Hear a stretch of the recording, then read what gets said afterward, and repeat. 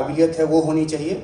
और फिर कैसे, क्योंकि लॉजिस्टिक सबसे बड़ी समस्या होती है जब आप वॉर जोन में जाते हैं, और अगर आपने लॉजिस्टिक को हैंडल करना सीख लिया तो आप 50% आपका काम हो गया। उसके बाद स्पॉट पे बैठ के तो आप जो भी भेज देंगे वो तो चलेगा। तो वो सैटरडे था और मैं उस दिन नाइजीरिया के एक विदेश मंत्री का इंटरव्यू करके लौटा था। ऑफिस में सैटरडे को जाता नहीं था, लेकिन उस दिन चला गया तो मुझे पता चला कि इजराइल जाना हो सकता है। तो सैटरडे को ही मैंने फ़ोन किया। जनरली मैं बहुत सारा पर्सनल नंबर लेके रखता हूँ एम्बेसडर का, इस शर्त पे कि मैं आपको कभी मैसेज या फ़ोन नहीं करूँगा। तो एक ऐसी सिचुएशन थी जिसमें मैं उनको फ़ोन किया। उन्होंने कहा कि ठीक है, हम आपको संडे है कल, लेकिन हम एम्बेसी खोल के वीज़ा दे देंगे। तो संडे को वीज़ा मिला और उसमें मैंने प्लानिंग ये की, मैंने तेल अवीव में अपने कुछ दोस्त हैं उनको फ़ोन किया कि मैं किस इलाके में होटल बुक करूं ताकि जहां पे डिवास्टेशन ज़्यादा हुआ हो और मुझे ट्रैवल टाइम कम से कम लगे। और मैं पता चला कि 1 घंटे टैक्सी में चल के जा रहा हूं, फिर 1 घंटे लौट के होटल आ रहा हूं, तो टाइम उसमें ख़राब हो रहा है। तो उन्होंने बोला कि then why you are coming to Tel Aviv, go to Ashkelon. तो मैंने अपने ट्रैवल वाले को बोला, भैया तेल अवीव में होटल मत बुक करना, एश्केलॉन नाम का कोई जगह है। और एक अलग बात है कि मैं 9 महीने पहले इजराइल से एक बार लौट के आया था, तो थोड़ी बहुत जानकारी थी, लेकिन एग्जैक्टली एश्केलॉन कहाँ है जानकारी नहीं थी।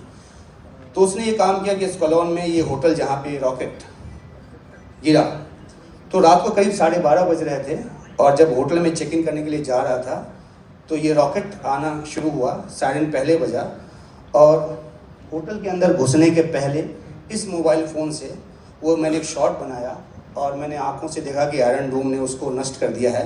और तब मैं भागा, और जो शख्स भागा और रिसेप्शनिस्ट था जो मेरा वेट कर रहा था दरवाज़ा खोल के, और फिर मैं बंकर में गया। और उसके बाद जितने आपने देखे कि अटैक हुए और जो रॉकेट्स आते थे, तो जिस जगह पे खड़ा होके मैं मोबाइल फ़ोन के ज़रिए रॉकेट को शूट करता था, एक दिन उसी जगह पे आके एक रॉकेट गिर गया। और पहली बार था कि मैं रॉकेट नहीं शूट कर रहा था, मैं बंकर में सीधा चला गया था, नहीं तो फिर मेरा जो हाल होता।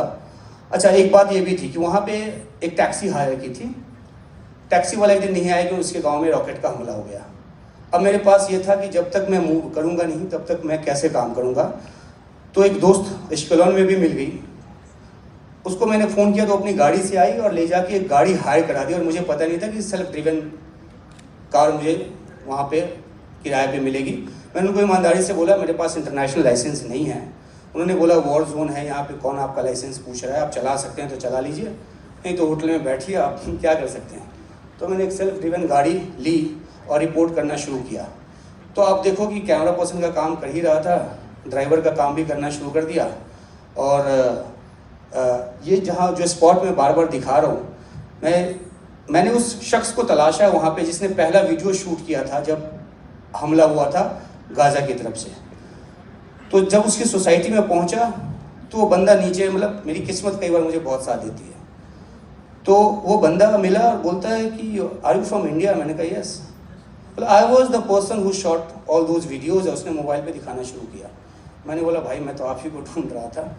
वहाँ पे जब शूट कर रहा था तो महाराष्ट्र में बैठा कोई मेरा शुभचिंतक मुझे अलर्ट भेज रहा है कि हमास ने धमकी दी है। जब आप शूट कर रहे थे स्टोरी तो आप नहीं देख रहे थे सोशल मीडिया पे क्या आ रहा है कि एश्केलॉन शहर को स्टॉर्म करेंगे, वो फिर से बड़ा हमला करेंगे। तो उसने मुझे अलर्ट किया कि आप जल्दी वापस होटल जाइए। मैं होटल आया और जहाँ मैं गाड़ी लगा रहा था मुझे लगा कि ये थोड़ा सा इलाका ना एक्सपोज्ड है, तो गाड़ी अगर वहाँ लगा दूँ तो शायद सेफ रहेगा। हालांकि जब गाड़ी मुझे दी गई थी तो शर्त में ये बताया गया था कि अगर रॉकेट से अटैक होता है इस पर तो आपको कोई पैसा खर्च नहीं करना होगा। अगर आप ठोकते हो गाड़ी को, आप एक्सीडेंट करते हो तो आपको $5000 तक देना पड़ सकता है। फिर भी मन में था कि भाई यहाँ गाड़ी लगा रहे हैं तो शायद कुछ ठीक नहीं है। तो एक काली गाड़ी वहाँ से निकल गई थी। तो जब वो गाड़ी हटा के ले गया तो वहाँ मैंने गाड़ी लगाई, और जहाँ मैं पहले गाड़ी लगा था, जहाँ गाड़ी नहीं लगाई, वो रॉकेट वहीं आ गई रहा। तो वो विजुअली डॉक्यूमेंटेड है, वो पूरा वो यूट्यूब पे भी पड़ा हुआ है, कोई भी देख सकता है।